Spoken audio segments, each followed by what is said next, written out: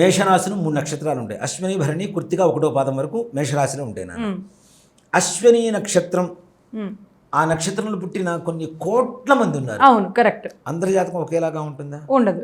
ఉండదు. అలా ఉంటే కేవలం ప్రపంచం మొత్తం మీద 27 రకాల జాతులు, 27 రకాల లక్షణాలు, 27 రకాల ఉద్యోగాలు, 27 రకాల స్కిన్ కలర్స్, 27 రకాల పర్సనాలిటీలు మాత్రమే ఉండాలి. 28వ రకం ఉండకూడదు. అవును, కరెక్ట్ కదా. కరెక్ట్. ఆ నక్షత్రంలో కూడా ఇక్కడ జాతక జ్యోతిష్ శాస్త్రం కూడా ఎలా ఉంటుందంటే నాన్న, అశ్విని నక్షత్రంలో ఒకళ్ళు పుట్టారు, ఈ ప్రపంచంలో ఒకళ్ళు పుట్టారు. ఇప్పుడు నెక్స్ట్ సెకండ్ పుట్టేవాళ్ళు వాళ్ళకి క్వైట్ ఆపోజిట్లో ఉంటారు.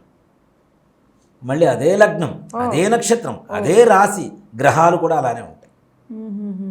కానీ ఇప్పుడు ట్విన్స్ చూడండి, స్వభావాలు వేరువేరుగా ఉంటాయి. అవునవును, కరెక్ట్. ఒకేలాగా ఉండరు. ట్విన్స్ అంటే జస్ట్ ఫ్యాక్షన్ ఆఫ్ మినిట్సే కదా, just 1 or 2 minutes.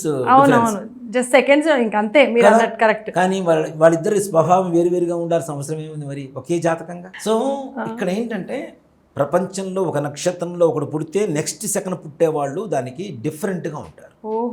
Colour, physique, mentality, వాళ్ళు చేసే ఉద్యోగం కావచ్చు, వాళ్ళ ఆలోచన విధానం కావచ్చు, అన్నీ కూడాను డిఫరెంట్గా ఉంటాయి.